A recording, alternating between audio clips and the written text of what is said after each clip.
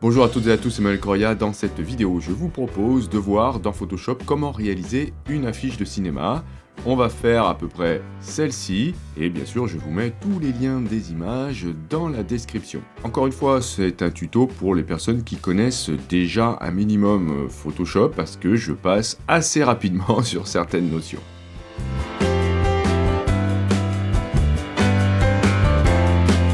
Nous allons partir avec l'ensemble de ces images-là et je vous conseillerais d'aller les télécharger dans leur format original, voilà, avec le plus de pixels possible. Nous allons commencer par faire un document de la taille d'un A4. Je fais donc Fichier, Nouveau. Vous le trouverez dans Impression, A4. Et on va bien vérifier qu'on travaille en RVP.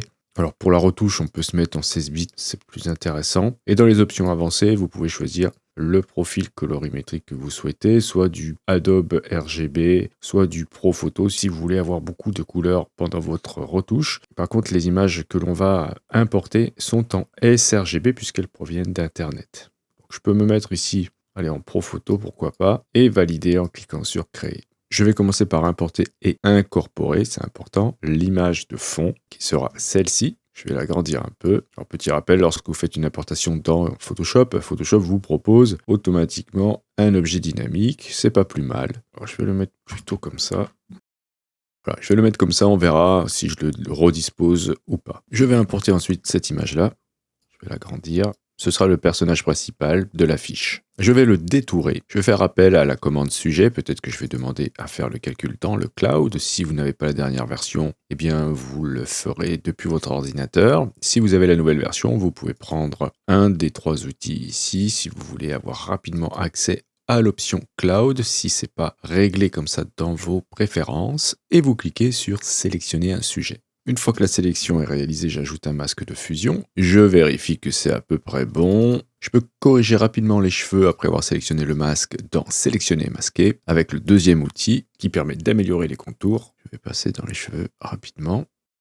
Je vais cliquer sur Améliorer les cheveux quand même pour voir si ça fait quelque chose. Et ici sur Baser sur l'objet. Voilà, c'est peut-être pas mal comme ça. Et je valide avec OK. Je vais convertir tout ça en tant qu'objet dynamique, je fais un clic droit et je choisis convertir en objet dynamique. Je vais ensuite ajouter un calque par-dessus et prendre l'outil correcteur, vérifier que actif et inférieur est coché. Vous pouvez vous mettre en mode remplacer dans un premier temps et on va boucher ce qui se passe en dessous. Là aussi, c'est pas la peine d'être très très précis car de toute façon, on va ici mettre beaucoup d'ombre. Avec l'outil doigt, je peux flouter tout ça. Ensuite, je vais mettre tout ça dans un groupe. Je sélectionne les deux calques, je les groupe et je vais appeler ça homme principal. Et je vais mettre le groupe en mode normal. Et dans le groupe, je vais ajouter un réglage de type exposition. Je vais mettre l'exposition à -20. Voilà, et là, du coup, je peux corriger ce qui ne va pas ici. Là, je m'aperçois que j'ai encore un peu de blanc. Voilà, il ne faut pas qu'il y ait de blanc. Et je vais ensuite sélectionner le masque du réglage et avec un petit dégradé qui va du noir vers le blanc en mode normal. Hop, voilà, je vais faire réapparaître progressivement la tête, comme ça. Et ensuite, on pourra, avec l'outil doigt, encore une fois, voilà, descendre le masque, voilà, l'adapter pour faire des choses comme ça. Vous voyez, du coup, je redessine un peu la lumière sur le t-shirt. Pour l'instant, c'est temporaire. On va voir ce que ça donne avec les autres personnages. Donc voilà comment vous allez modeler ensuite, si vous voulez, la partie basse de votre affiche. Je vais importer ensuite cette image-là. Il faut faire attention à ne pas l'importer dans le groupe de l'homme principal ou de votre personnage principal. Il faut bien le mettre à part. Je vais le mettre dans un autre groupe que j'appellerai couple. Et je vais encore une fois faire appel à la commande sujet. J'ajoute un masque de fusion et je vais aussi convertir ça en tant qu'objet dynamique, on ne sait jamais pour plus tard. Je peux changer la taille, la positionner à peu près par là. Et là aussi, je vais commencer à travailler un petit peu la lumière. Je mets le groupe en mode normal. Alors je vous rappelle pourquoi on met les groupes en mode normal. C'est lorsque vous voulez ajouter des calques de réglage à l'intérieur. Donc ici, exposition encore une fois. Et que vous ne souhaitez pas voir le réglage agir sur tous les autres calques. Par défaut, on est en transfert. Donc je vais le mettre encore assez foncé, voilà, jusqu'à ce que je ne vois plus la base. Et je vais ensuite prendre l'outil pinceau, peindre en noir dans le masque pour ajouter de la lumière. Donc je vais masquer le réglage. Voilà, je voudrais que ça soit éclairci par ici. Je vais donc éclaircir, jouer avec l'outil doigt dans le masque pour éclaircir. Et j'aimerais par la suite que le dessus soit très clair. Alors, on verra tout à l'heure comment on ira éclaircir cette partie-là. On va d'abord poser les autres éléments et on peaufinera l'éclairage plus tard. Je vais tout désélectionner mes calques et mes groupes en cliquant dans cette zone grise là dans le panneau calque et je vais importer la femme seule. Je vais la détourer comme vu précédemment et je vais la positionner par ici, voilà, à peu près par là. Je vais monter mon personnage principal. Et du coup, il faudrait que j'agrandisse la partie basse. Voilà. Je vais faire des petites corrections de luminosité sur la femme seule. Alors, je vais la grouper après l'avoir sélectionnée, donc CTRL-G ou Commande-G. Je passe le groupe en mode normal et je vais aller ajouter là aussi exposition en tant que réglage. Et je vais réduire tout ça et peindre en noir les parties que je souhaite éclaircir. Encore une fois, j'irai peaufiner plus tard. Je vais importer le dernier personnage. Je le détourne de la même manière que vu précédemment. Peut-être l'agrandir un petit peu.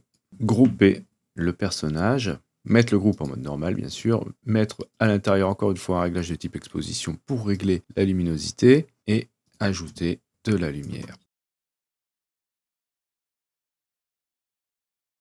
Je vais maintenant commencer à préparer un petit peu l'ambiance lumineuse de l'image. Donc j'ai déplacé un petit peu mon image de fond, vous voyez, on voyait un peu le soleil. Donc je l'ai agrandi et je vais cacher le soleil derrière le personnage principal. Je vais dupliquer ce calque à l'intérieur du groupe homme principal.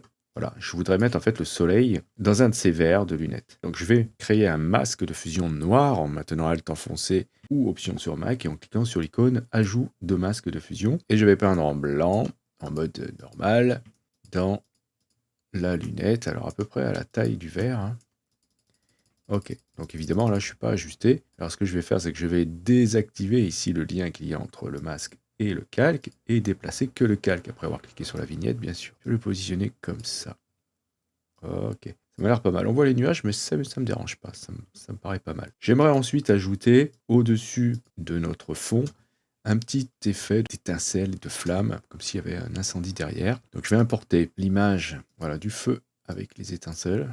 Je l'agrandis un peu et je vais le mettre en mode superposition. Alors, vous voyez, il est juste au-dessus de notre fond. Donc ça, je peux le grouper et l'appeler fond. Je vais maintenant commencer à ajouter des petits effets de couleur. Tout au-dessus, je vais ajouter un réglage.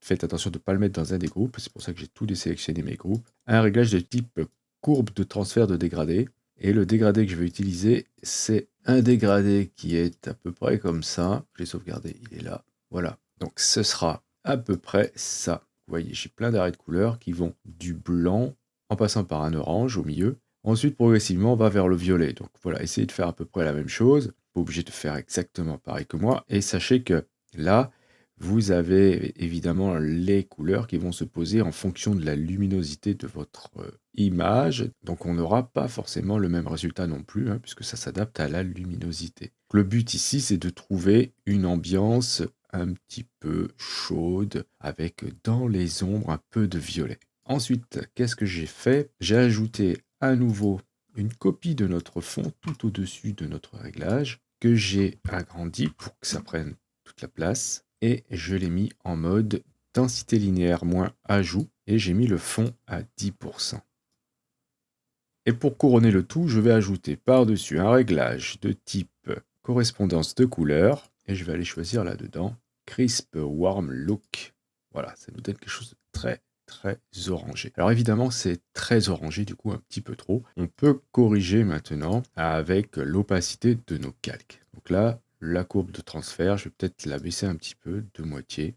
Voilà, c'est un petit peu moins violent comme ça. Je peux aussi baisser s'il faut la correspondance de couleurs. Voilà, trouvez le réglage qui vous correspond. Et si ça ne vous plaît pas ça, essayez d'autres types de couleurs. Peut-être le remettre à fond, j'aime bien finalement. Ok, donc maintenant je vais faire des petites corrections de luminosité au niveau de mes personnages ici. Et on ira ensuite corriger tout ce qui est granularité, flou, etc.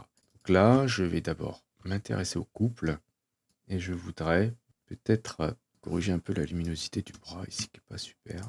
Alors plutôt avec l'outil doigt. Et je vais ajouter de la lumière autour de ses cheveux. Comment je vais faire? J'ajoute un réglage de type exposition, encore une fois, et je vais pousser très fortement le réglage, voilà, jusqu'à ce que ça devienne presque blanc. Je vais inverser le masque. Alors je peux le faire dans le panneau propriété en cliquant sur l'icône masque, et je clique sur inverser. Ensuite, je n'ai plus qu'à peindre en blanc les parties que je souhaite éclaircir. Vérifiez le mode de votre pinceau, l'opacité, le flux, etc. Donc là, évidemment, là, si je peux avec une opacité au maximum et un flux au taquet, ben, j'obtiens ça. Vous voyez, donc je peux faire un petit liseré autour de lui. Et évidemment, je vais pouvoir le corriger avec l'outil doigt pour l'étaler ou pas. Voilà, faites en sorte que ce soit un petit liseré, tranquillou. Voilà, donc ça va marquer les contours. Ensuite, je vais m'attaquer un petit peu à la fille ici, puisque au niveau de l'éclairage, ça manque un peu de peps. Donc c'est femme seule, un petit peu d'exposition. Alors attention à bien mettre le réglage dans le groupe. Et je vais masquer encore une fois. Donc j'inverse le masque. Je vais ajouter la lumière uniquement là où il en faut. Un petit peu là, voilà.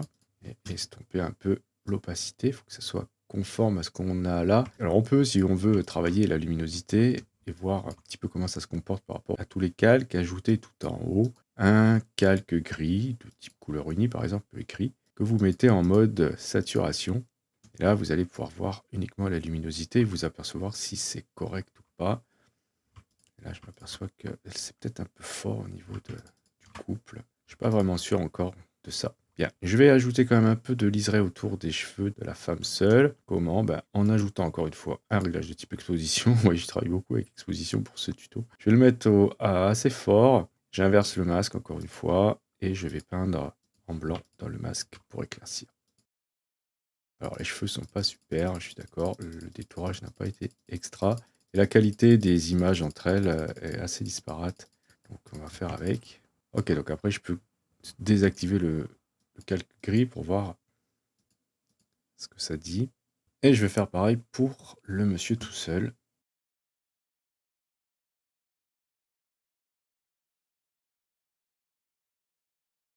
Pensez à sauvegarder régulièrement. Vous voyez, moi ici, mon image s'appelle récupérer parce que j'ai mon ordi qui a planté quand j'ai fait tout à l'heure une retouche importante. Donc je vais bien l'enregistrer à nouveau. Ensuite, on va s'attaquer un petit peu à ce que je disais tout à l'heure. Vous voyez, le fond ici est un peu granuleux. Et eux, par contre, ils sont assez clean. Et là, je m'aperçois que le nez est pas cool. Il faudrait que je le corrige. Tout est possible puisque j'ai un objet dynamique. Donc il faudrait que j'aille corriger tout ça là-dedans. Donc je double-clique dessus, je zoome, je vais dans le masque, peindre en blanc, ce qui doit être revenu. Voilà, le nez ici était un petit peu mangé. Voilà, maintenant je peux fermer l'objet dynamique, j'enregistre et vous allez voir que c'est corrigé dans l'image. Voilà, c'est utile de travailler avec les objets dynamiques. Là, c'est pareil, il faut que je corrige ça. Et voilà, très bien. Alors maintenant, je voudrais ajouter, puisque c'est un objet dynamique, je vais pouvoir le faire facilement, un filtre de type galerie d'effets de flou et je vais choisir un flou de profondeur de champ. Alors, je ne vais pas mettre quelque chose de très fort ici, c'est juste pour essayer de coller à ce qu'on voit derrière. Donc, je peux mettre un flou tout petit à 1 avec un peu de bruit. Donc, jouer avec le bruit, la taille de la cassure, etc. Je vais mettre 2 pour voir. Ok, ça dénature un petit peu l'image, hein, c'est un petit peu moins joli, mais enfin, ça colle un peu plus avec ce qu'on a derrière.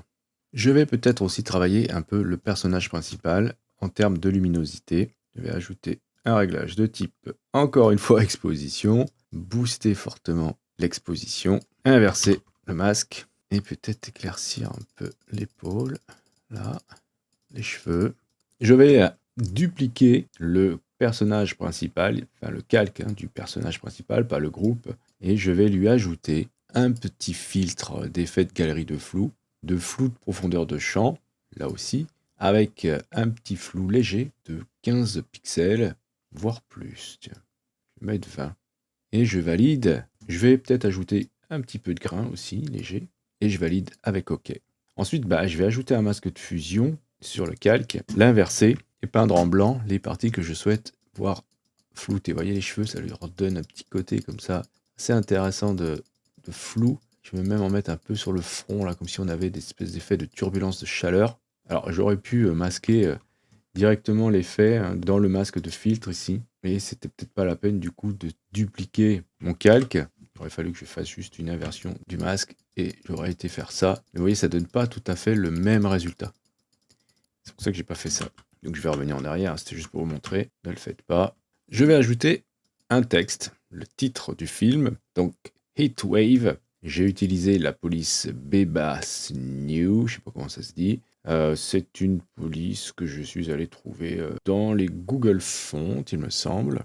Et on pourrait même en rajouter, ça serait pas mal, à côté la version française, donc canicule, en plus petit, avec une autre couleur peut-être. Donc la couleur pour Heatwave, j'ai utilisé une couleur qui est déjà dans l'image. Et on peut même rajouter la date. Utilisez bien sûr la police que vous voulez.